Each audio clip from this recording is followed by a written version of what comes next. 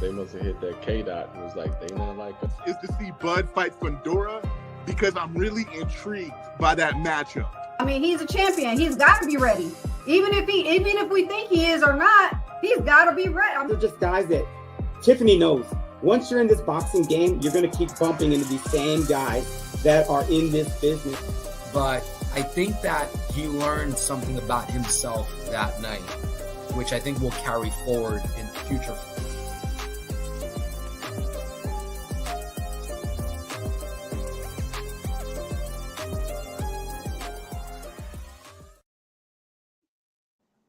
What is up, everybody? This is episode 117 of the Standing 8 podcast.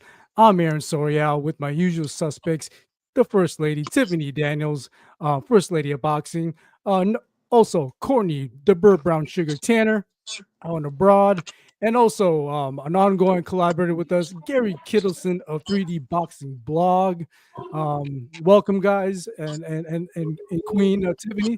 So let's get, it's been a while since we had a Boxing Talk live stream. So let's get caught up with everything that's transpired so far with the last two weekends of fights. So we're going to start off with the co-main event that happened at the Wells Fargo Arena in Philadelphia, which, I mean, it was co-mained by Jaron Boots Ennis with his partner in crime, Jesse Bam Rodriguez. But first, let's take it back to Jaron Boots' fight, where he defeated Karen Chukudzian in the rematch on Saturday, November 9th at the Wells Fargo Arena in Philadelphia.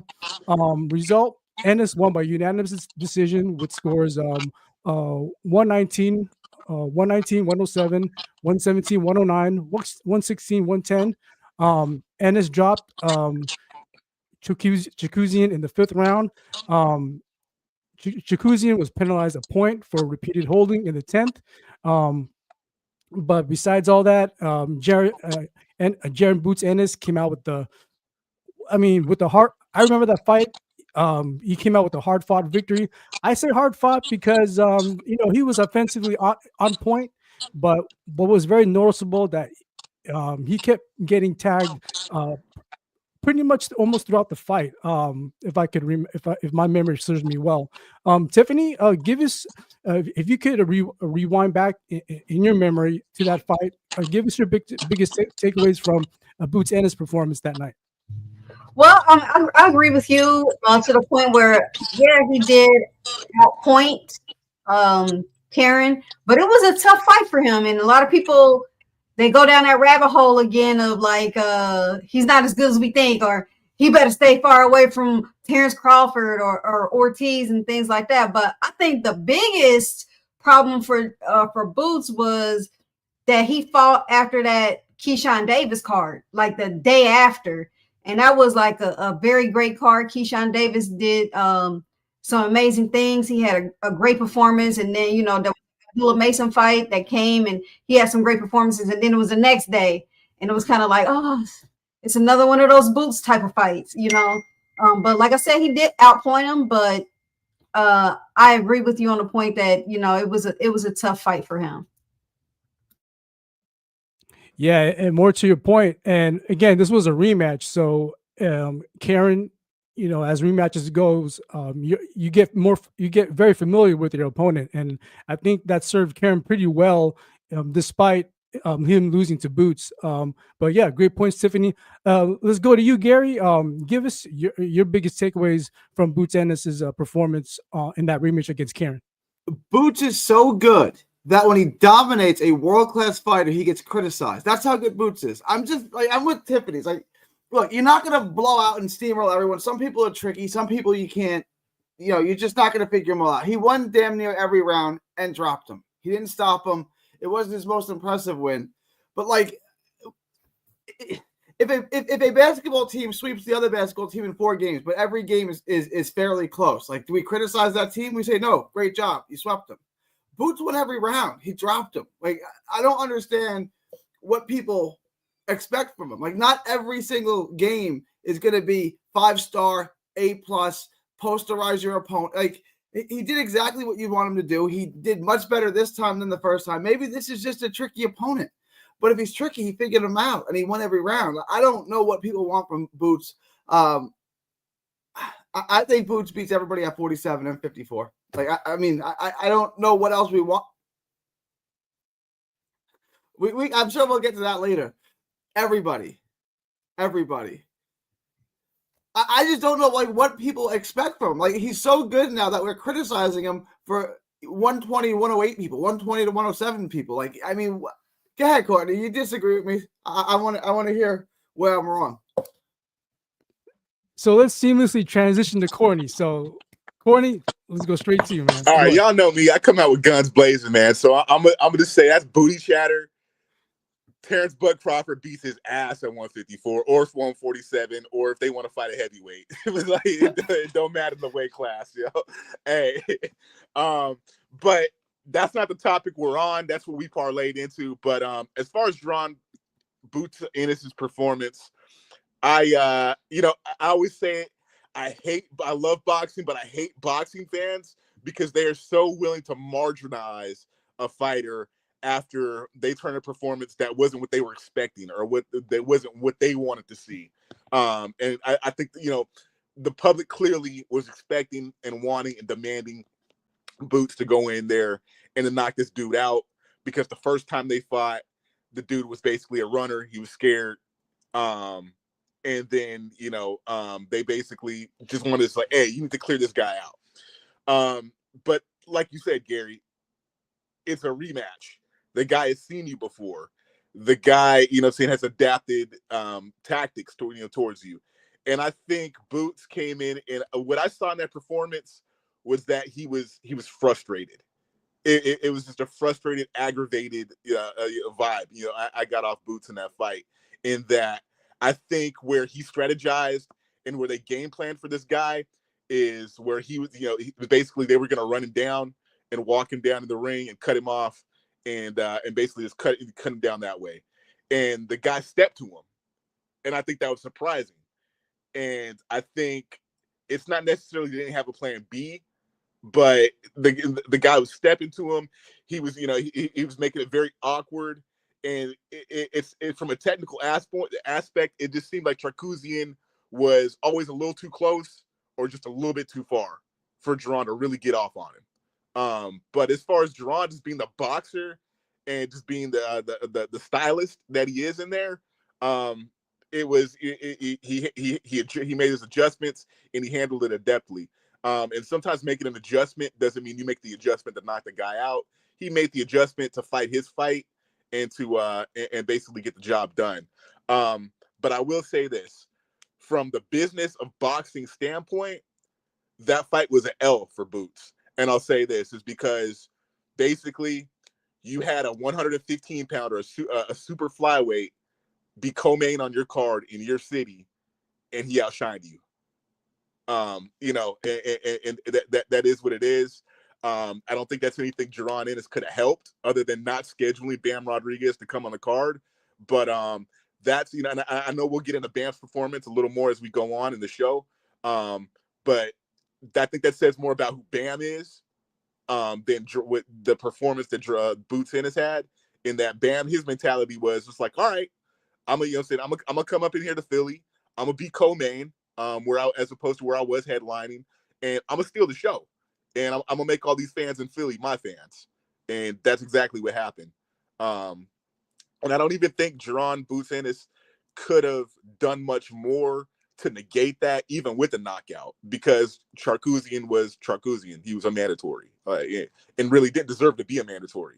But I mean, other than that, I definitely think Boots annihilates everybody else at 147, and I think he can make headwind and some waves at 154. I don't think he beats everybody at 154, but I mean, I think if he moves up, he is viable, and I think a fight that people would love to see for Boots moving up to 154, as he said he's contemplating doing, is Virgil Ortiz. That's made for television. That's made for fans. That's made for boxing. I think they should definitely go ahead and get that on if he moves up to 154. But personally, I would like to see him consolidate and become the undisputed champion at 147. But I just think there's 3 other guys who are holding belts at 147 who are not as keen on that as he is. So we'll see how it pans out. On that note, let me direct to you, Tiffany and Gary, but to you, Tiffany, first. What do you think is more imminent for Jaron Boots? Unifying at 147, still going that path he's currently on, or you think there's enough pressure on him for him to go up 154 very soon? Your thoughts on that, Tiffany? I'm kind of torn on that. I feel like he's getting a little pressure down at 147 too, with like Brian Norman Jr. and some other people that he can fight. But like if he wants to display who he says he is, I think he should go up to 54. I think he should go up there and either go with Virgil Ortiz or try to cement a Bud Crawford fight, which I don't think will happen. Right. But yeah, nowadays titles don't really mean too much. I don't know if he's going to unify or not. I don't know. He never really said that he would, or like, hey, I'm going to be undisputed at 47. I don't know what he's going to do, but if I was him, I'll move up. Because it's one of those situations. I think he's sincere in his intentions to be the undisputed and fully unified champion at 147. But the thing is, with boxing, it takes 2 to tango. You've got to have a dance partner. And you got to have the other guy to make it happen. And I just, you really can't put it on the promotional and television alignments anymore, because those deals are being circumvented and they're getting done for the biggest fights. I just think 147 right now isn't as potent as it was when we had Floyd, when we had Spence, when we had Pacquiao, when we had all these dudes at 147. That was the division that was really talked about and capturing people's imaginations. Now, I think the wider public and more so the casuals, they really are not invested or aware of a Brian Norman or a Stanionis or a Mario Barrios. So, I mean, I think from a money business aspect, if Jaron Boots wants to make those big dollars and wants to make big fights and solidify legacy in the sport, especially while he's still young and he's still capable and he's still prime, the best move would probably be for him to go to 154. But at 147, yes, it's an accomplishment if he unifies and consolidates all the belts and goes undisputed. But it's one of those things that if he does it, people are going to be shrugging their shoulders like, all right, but who'd you do it against?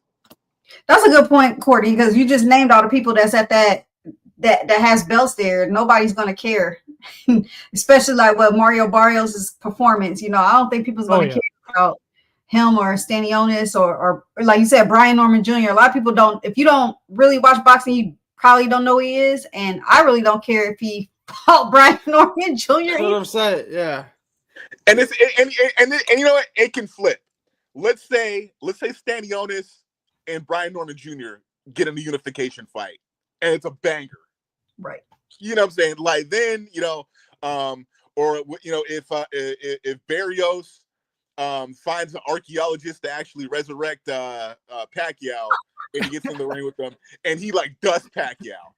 And then people are like, oh, you know what I'm saying? So like it can be one of those things.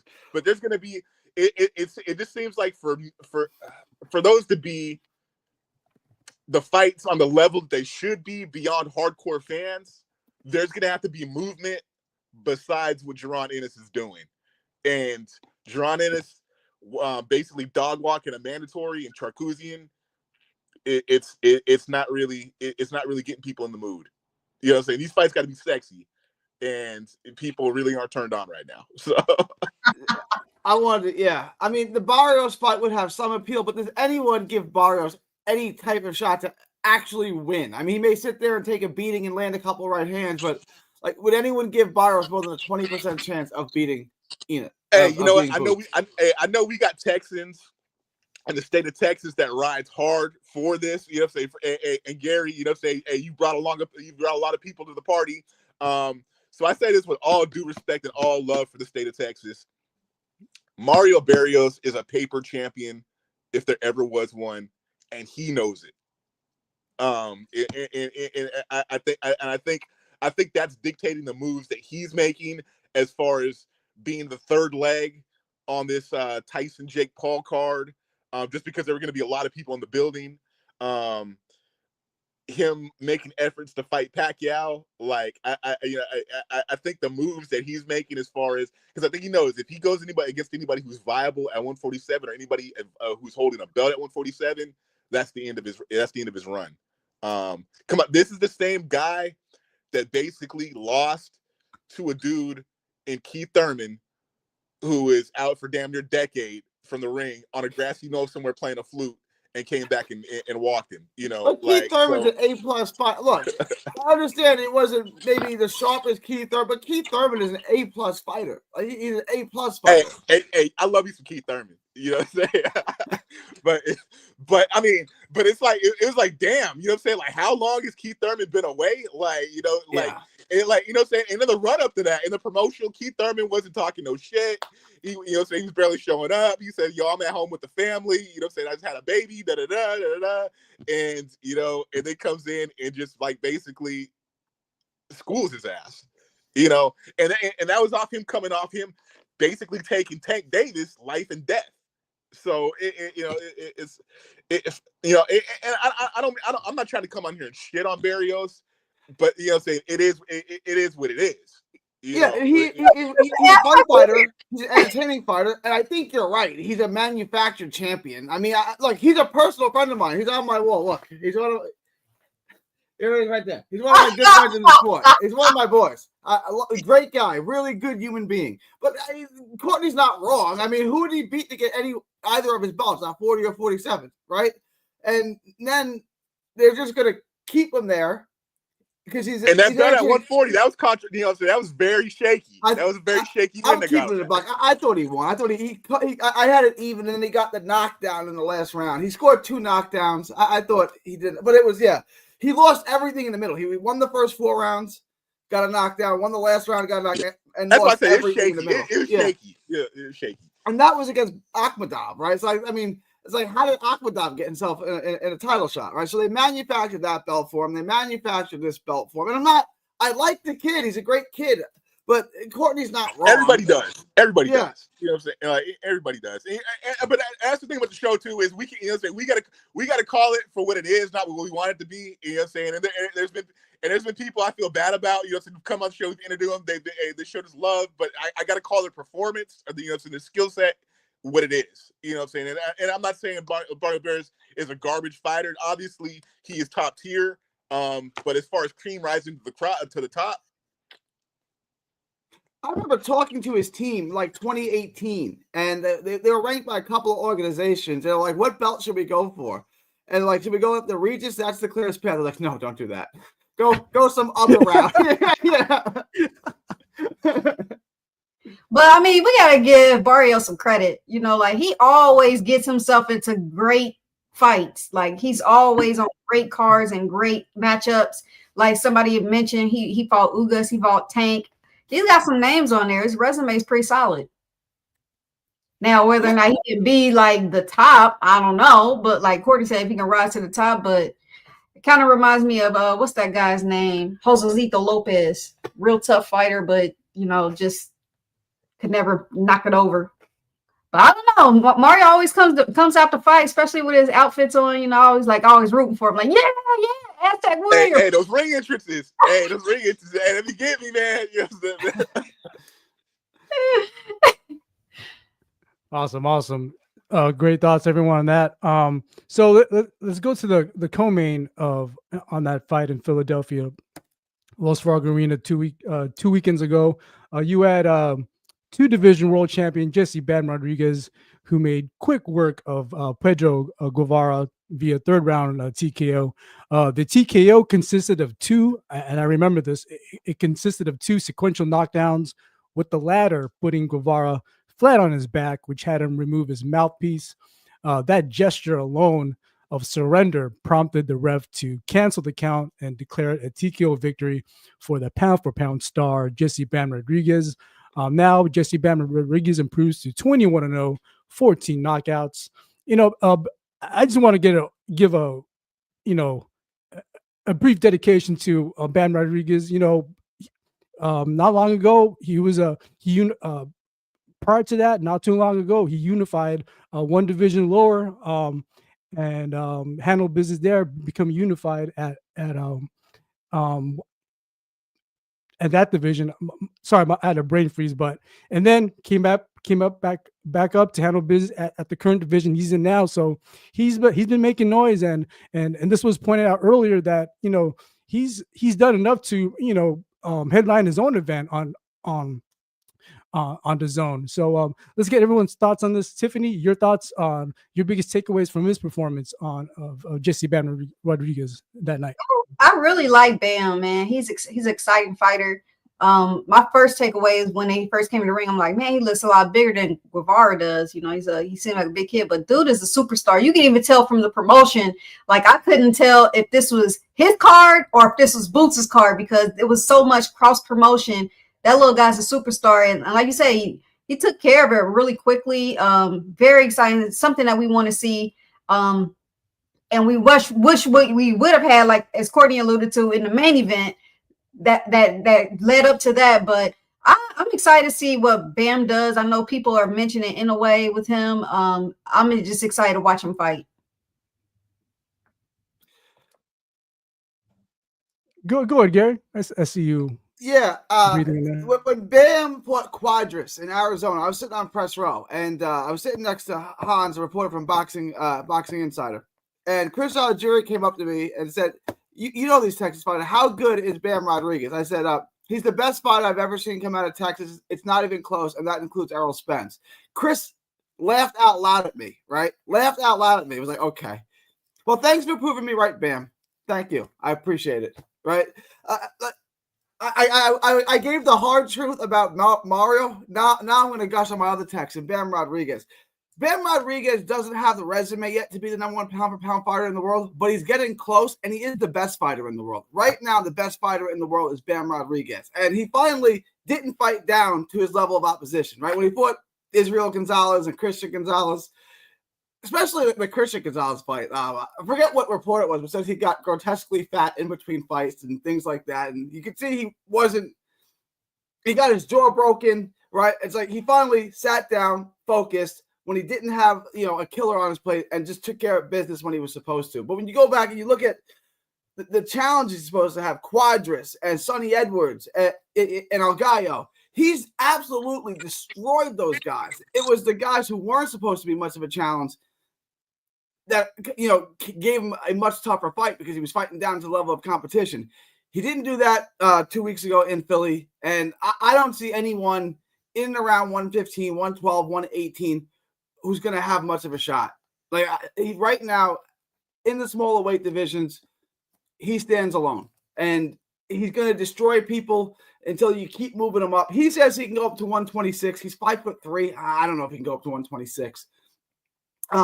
But right now, there's no one that's going to stand in his way, and he's the best. He's not the most accomplished, right? He doesn't have the resume of Crawford or Inoue, but he's the best fighter on planet Earth right now. Yo, when dude, you got some instant reaction here in the chat. They disagree. I said what I said. Okay, standing on business. I'm standing on business. All right. Hey, stand on it, man. Hey, when he chopped up Usyk, man.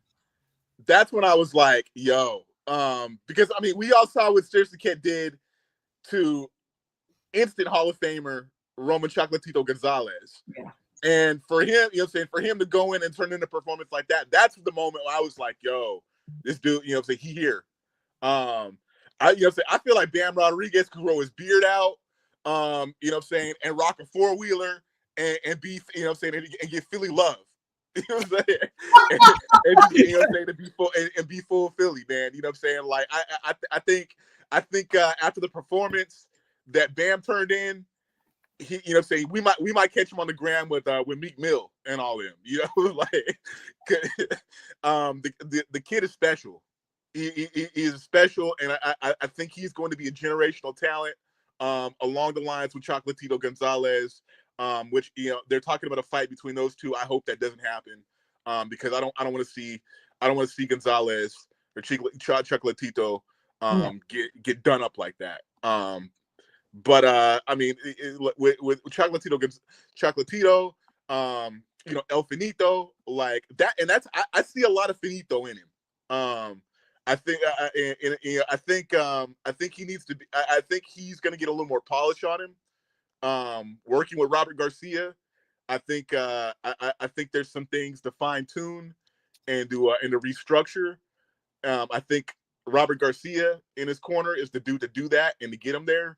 But I think when he does that, his name's going to be up there with those people that I mentioned beforehand. And it's from a boxing business personification outside the ring stance on that. I see Bam kind of being everything that people wish Ryan Garcia would be. You know what I'm saying? The guy is young, he's charismatic, he brings it in the ring. You know, saying that quintessential pretty young champ. You know, that like he's the area he's from. If he keeps his head on straight and he keeps doing what he's doing and turning in performances like this, he's definitely I see star power all over him. I got a question. And it's related to this comment posted just right now by Jose Rendon. Bam is young and he's special, but he can't beat Inoue. Monster's too big. But now I have a question. I'll start with you. That's Tiffany. a fight that's probably not even going to get made. You know what I'm saying? Because the way Inoue is moving up the scales and the way Bam is, like I think by the time that fight might even be valid, Inoue will be he'll be old man. You know. Yeah. And when we're talking about fighters in these lower divisions, you got to think about it. It's like dog years. You know what I'm saying? When these guys get up to a lot of times when fighters are getting up to their late 20s, early 30s, they're peaking. When these guys in these lower divisions, that's when they're falling off. You know, and if we examine Inoue and where he's coming from, starting at 108, that's where he won his first title. He's probably starting the decline, maybe. You know, as opposed the Bam is just starting up on the trajectory. So, I mean, I think the comparison between Bam and Inoue, it doesn't make much sense right now. Yeah, I agree for the most. Yeah. In terms of asking the question, can he beat Inoue? There's two Inoues. Inoue is about to make the move to 126. You know what I'm saying? Bam is not fought any higher than 115.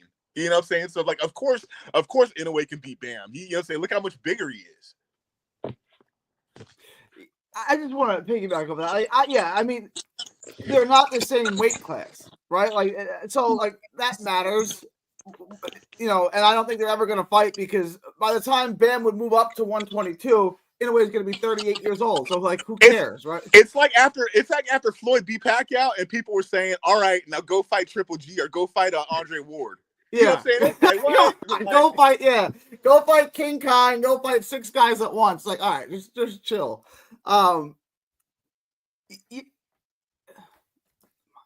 Sushi will off the floor with the monster. We okay. That's a fight that could be made, I guess.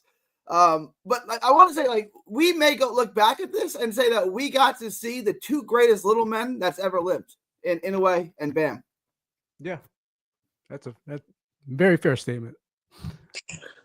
Hey, I don't know though. I was a kid, you know what I'm saying, watching those tape delays on Univision and Telemundo, those Ricardo Lopez. I was gonna say that. Hey, you know what I'm saying? I caught that. You know what I'm saying? I was at the tail end of that era, but I saw El Finito fight. Hey, that was a bad dude.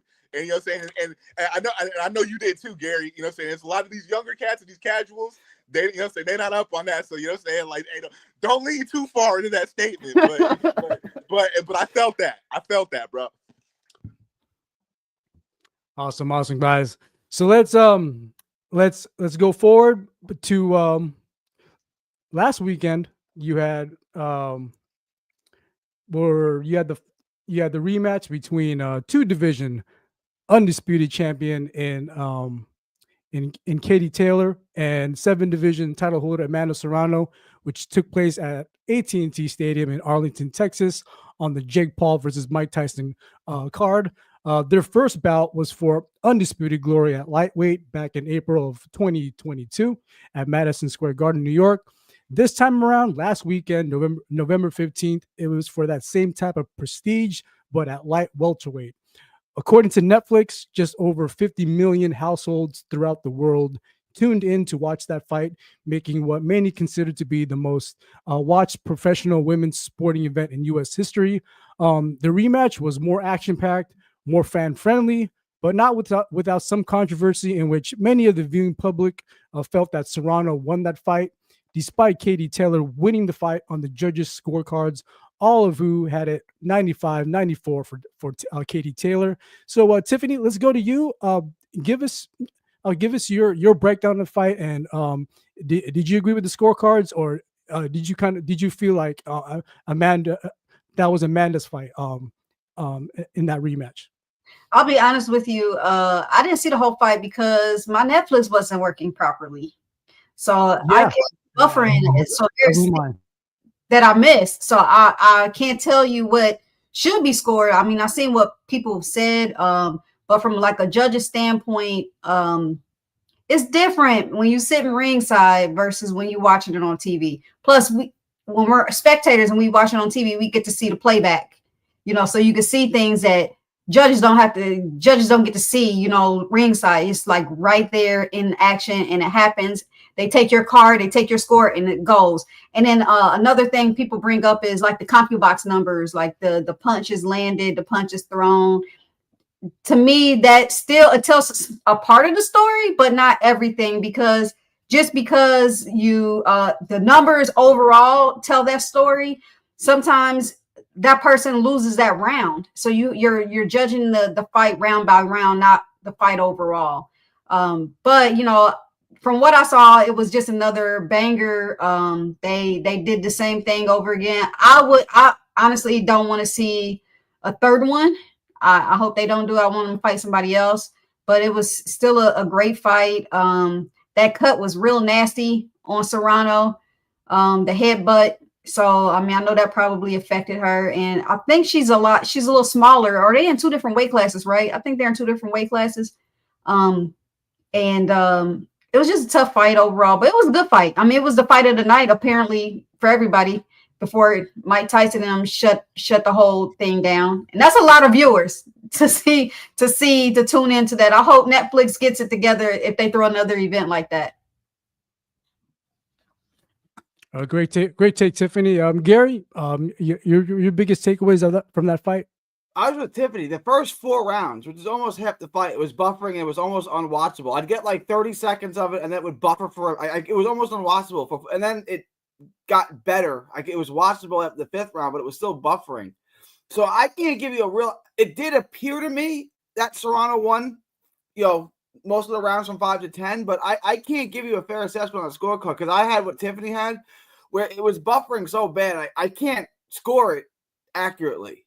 I can barely watch it. So it did appear that Serrano won. Katie Taylor is the female Canelo in that she starts up every fight up 3 rounds. So if you want to get a draw, you got to win 8 rounds. And it's unfortunate. She's got 4 losses that are wins. 2 with Pursoon and probably 2 with Serrano. So it just, in order to beat Katie Taylor, you're going to have to knock her out. So it is what it is. If I were Serrano and I did this a 3rd time, I would take the Juan Manuel Marquez approach. Just start loading up. We're not going to the scorecards. I'm going to knock you out tonight, and that's just the way it's got to be. That's all I can say. But I can't say that this was a robbery because, again, the first 4 rounds from where I was watching, it was buffering so bad, I can't give you an accurate scorecard. Just don't drink the pee. Oh, man. Yeah. You know what? But Courtney, I assume you face somewhat of the same technical difficulties. But even despite that, any assessment you could give us, your takeaways from what you saw, highlights included. Go ahead, Courtney. Yeah, the buffering was terrible on that, and that is a testament to 60 million people plus tuning in worldwide. So I mean, yeah, it was annoying, but I'd say if that problem was a result of how much attention that the fight got, or the event got, hey, I can't be that mad at it. I mean, I can be mad that it messed up the quality of the picture and the sound or whatnot, but hey, man, if people were tuning into boxing and it was crashing Netflix, hey, that's hey, I'm gonna take that as a dub. And I mean, obviously, win or lose, for both women, they elevated women's sports, not just women's fighting, not just women's boxing, elevated women's sports. And I've always tried to be the biggest advocate I can be of women in sports. I know, as far as it's been in the it's always in the news and the headlines. Women fight for greater pay, greater recognition in the sporting arena. And there's always a lot of counter arguments saying that, well, women's sports are not entertaining, or they just don't bring the same skill set that the fellas do. And they basically engaged in warfare with each other, but also a revolutionary act. That put it out there is that, like, hey, we were on the Jake Paul, Mike Tyson, we were the Cobain, we were on the undercard, and we were the fight that people were talking about. Because the main event honestly just didn't give much that was discussion worthy. But luckily I'm in Korea, so I basically was able to toggle between VPNs in different areas to catch it and come in clear at certain points in the fight. And then watching it back, it was a banger, and I think what Andre Ward said in the post commentary of that, like, hey, you can't call this a robbery because it was that close, and it depends on what you like and how you score it. And factoring in Tiffany's perspective as someone who does judge fights, in that hey, you have to give a certain level of grace to judges because they see the fight and they have to call it from a limited perspective than what the spectator sees in the arena, or even the spectator on television sees, because we have the benefit of copy box, we have the benefit of playbacks and seeing it from different camera angles. So with that, but ultimately, I'm one of the people in the camp that Amanda Serrano did with. I believe she won this fight. And I thought she won the first fight too. But it's one of those things where those fights are so close. And factoring in is that, like, both times you have to dethrone a champion, you have to dethrone a queen. In this case, she didn't quite do it, or do it in a convincing manner in order to come away with a W or come away with belts.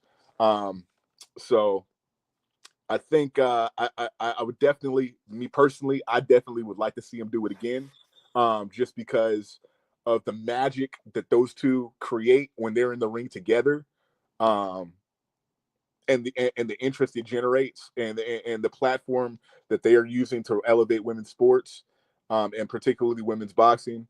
I think Amanda needs to go in and take a new approach if she wants to get over the hump against Kaylee Taylor.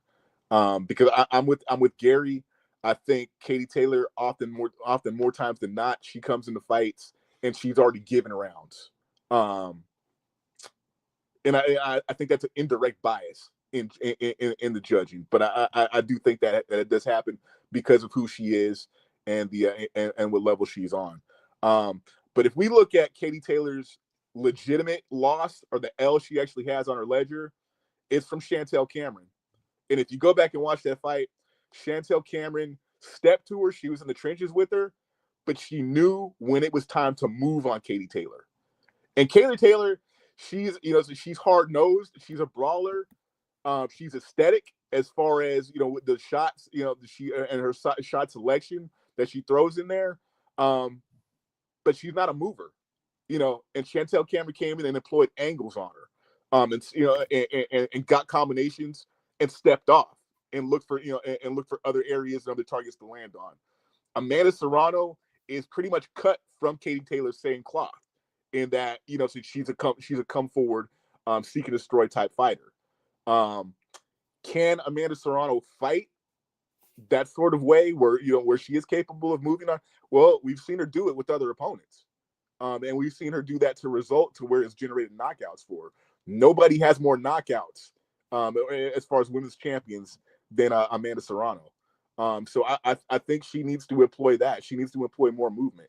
She needs to employ more of a cerebral approach to going in there with Katie Taylor, as opposed to these first two fights where she just go on in there and stayed at the center of the ring with her. I think one thing we forget too with women boxing is that they only get 2 minute rounds. That's not a lot of time. So like you really have to put your foot on the gas in some cases, because you don't have that much time and they only get 10 rounds. I think they had a 10 round fight. But 2 minutes is not a lot of time to get that work in. So they have to, like, that's why sometimes you see it is just like they go on head to head because they don't have a choice. They only get 2 minutes. And just for the sake of clarification, Courtney, when you say moving in on her, you're talking about in the sense of coming at her from different angles. Coming at her from different angles, launching combinations, and then sidestepping. You know what I'm saying? Lateral movement. You know, dare I say, getting on your bike at times. Because it's the thing. We've seen Katie Taylor fight a lot of ladies, and the thing is, have you ever seen Katie Taylor chase somebody down? You know what I'm saying? I haven't. No. That's what I'm saying. That's just not what she does. And I've seen a lot of Amanda Serrano fights where she does have beautiful footwork. She does, she does employ smart angles. But and with the thing too is, with this rivalry, there's so much emotion. There's there's so much adulation. We're hyped up because we know what it is when these two get in together. And I think it's one of those matchups where both of these ladies want to get in there and they want to prove something and they want to fight to the fans' approval. And Katie Taylor can do that and win. Amanda Serrano cannot do that and win, obviously, because it hasn't worked for these previous two times. So, I mean, I'm not suggesting that Amanda Serrano go in there and run from her, because Amanda Serrano doesn't do that. What I'm suggesting is do what's worked for you against lesser opponents. In terms of employing a little movement, creating a little space in order to get your work off.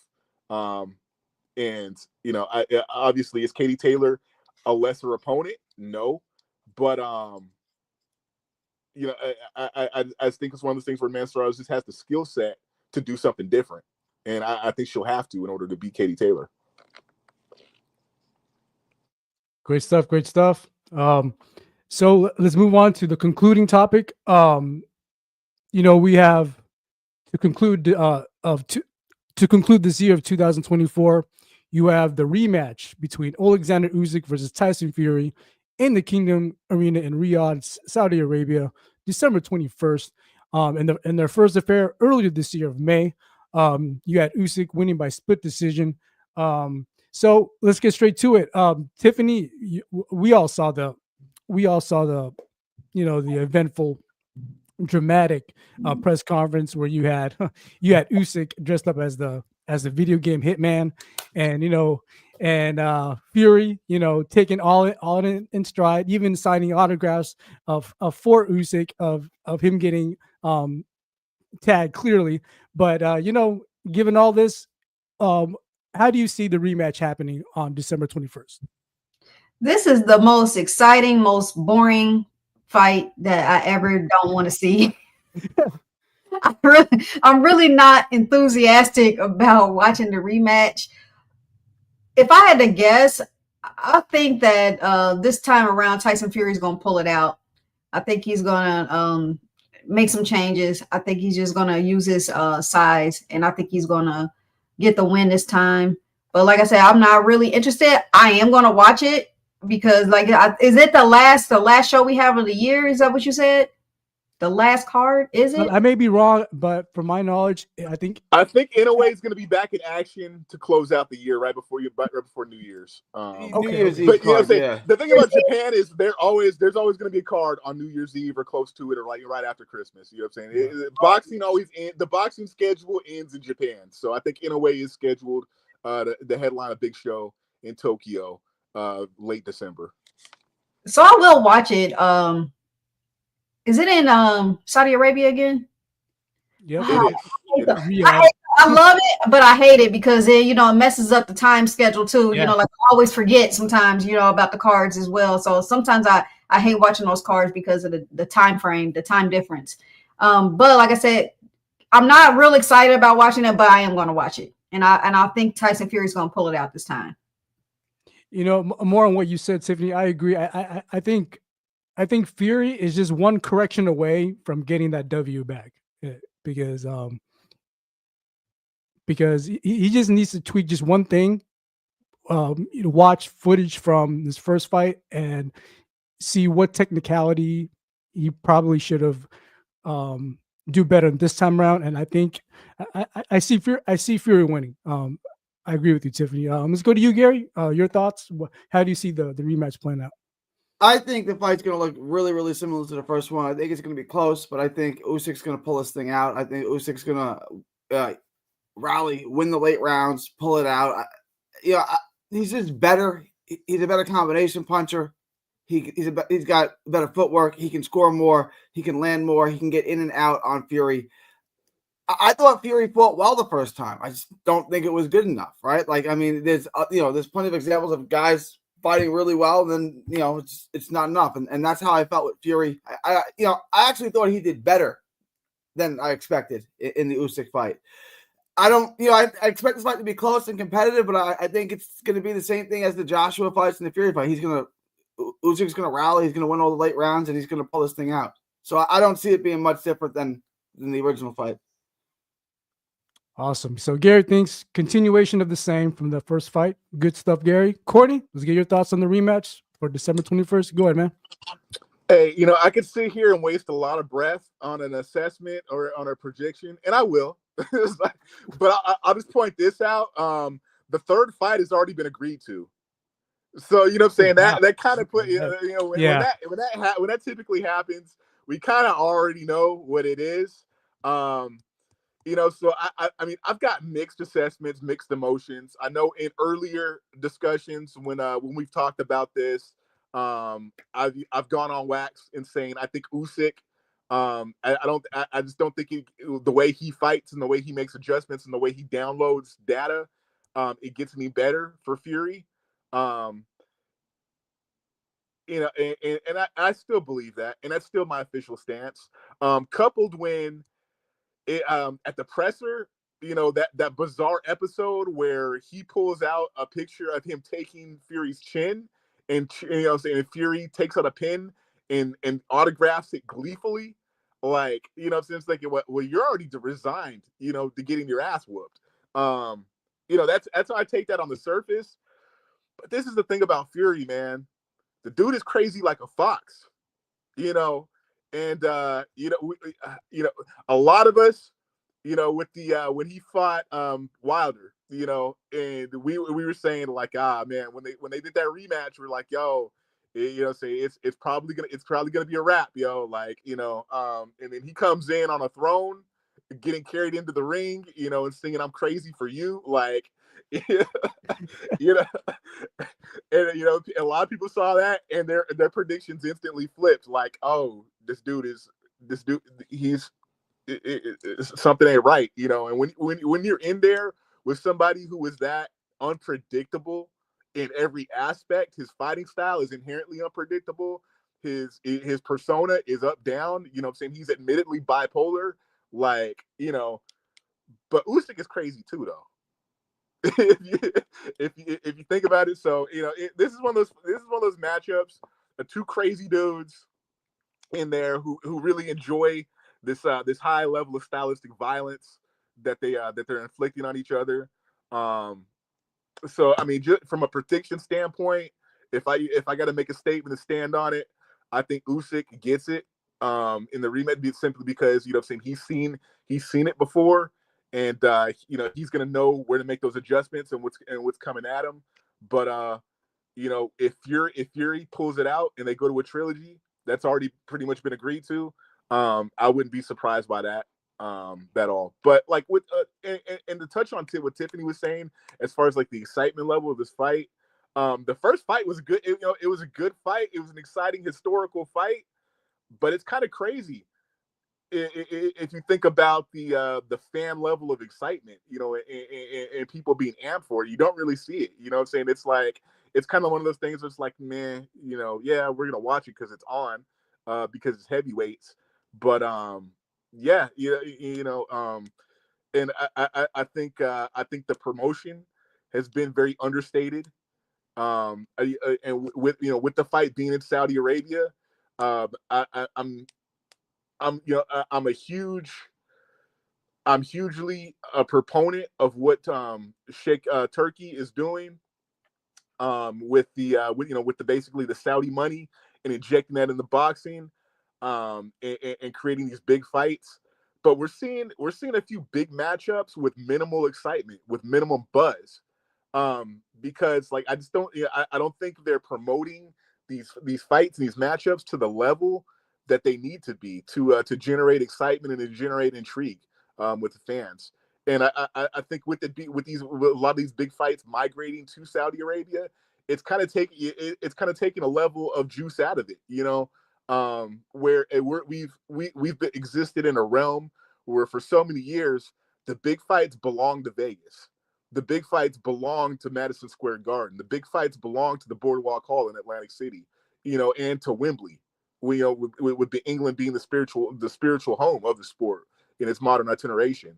So I think it's a mistake that this rematch, you know, and for these stakes is being held in Riyadh, Saudi Arabia. I think it needs I think if anything, I think they need to do this in Wembley, you know, or they need to do this like over in Eastern Europe, somewhere close to Ukraine. Obviously, they can't do it in Ukraine because the country's at war. But I mean, I would say they need to do it in Wembley, or they need to do it in Berlin, Germany, or Warsaw, Poland, or something like that. You know, but it is what it is.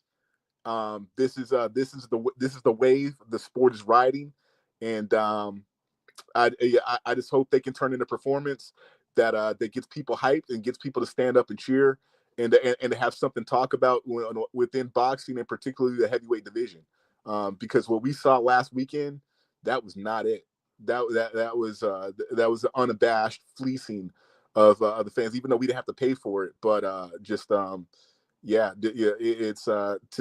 see the sport bastardized by the influencer main events these days. That's not it. So we need, you know, we need heavyweight fights, and we need heavyweight matchups that are going to stir people's imaginations and stir their juices. And you know, whether this goes on to be Ali, Ali Frazier type of rivalry or whatnot. I mean, I hope we can get there somewhat close to it with this matchup. You kind of alluded to, like, in a sense, you kind of alluded to your thoughts on this whole Riyadh season overall, and my takeaway is, this is my personal opinion, Turkey Usyk with this Riyadh season, in turn, he's kind of like trying to fill a void that HBO boxing left. Yeah, it's like chemotherapy, in man. It's like chemotherapy. The shit's keeping you alive, but it's still toxic. Yeah. I like that. I never heard that before. I really like that. That's good.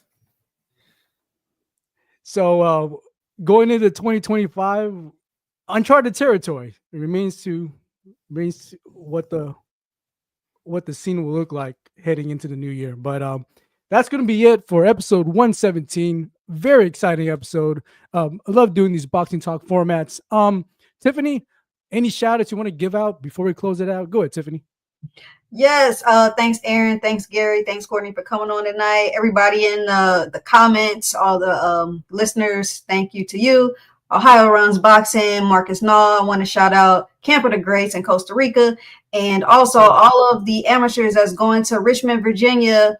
Good luck at the national tournaments over there, especially Real Deal Boxing and anybody out of Cincinnati, of course. So good luck to those guys. And thank you again.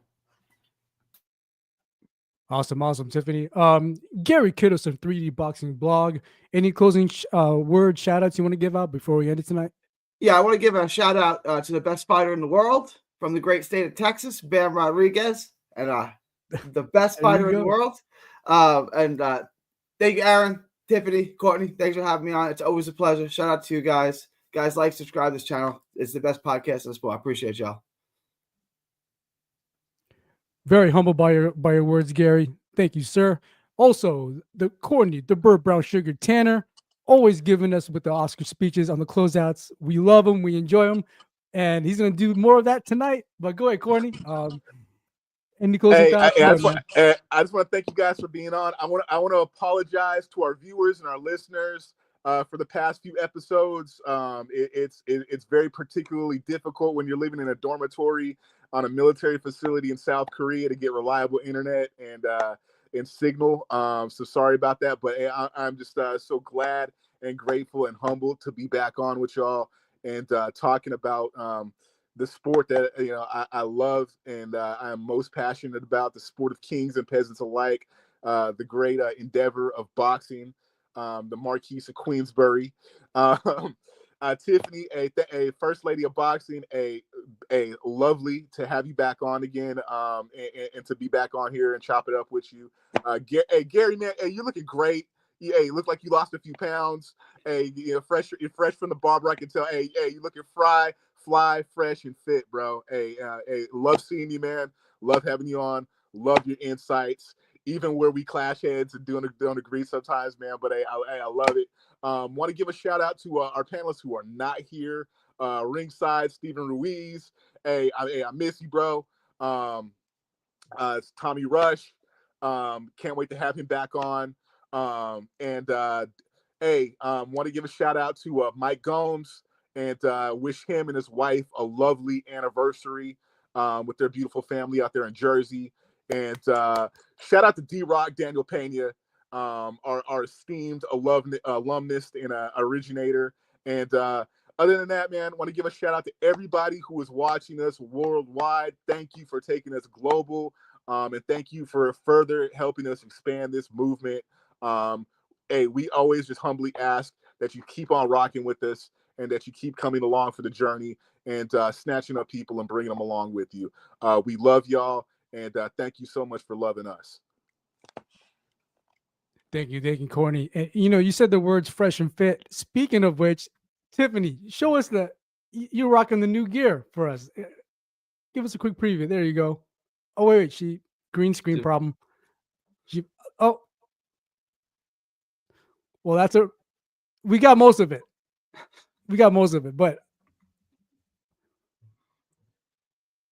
you're on mute. Oh, Courtney rocking too. There you go. You're on mute, Tiffany. I have the girl version on, so it's like a girl anime on the back it's super dope. The quality is super nice, so make sure you guys get one of these. Awesome. Also, I want to give a special shout out. Tiffany, you mentioned your local fighters competing at the USA Boxing National Championships in Richmond, Virginia. I want to also give a shout out to a fighter named Eric Santos. His Instagram is erick.santos999. He fights out of the Cornell Boxing Club in the San Fernando Valley. He'll be representing Southern California at the national championships in Richmond, Virginia as well. So shout out to him and his team. But yeah, I'm Aaron Sorial. With me, Tiffany Daniels, Courtney the Bird Brown Sugar Tanner, Gary Kittos on the 3D Boxing Blog. Thank you to all our listeners, viewers, all across the globe. This is episode 117 of the Standing 8 Podcast. Everyone, have a good night. Peace.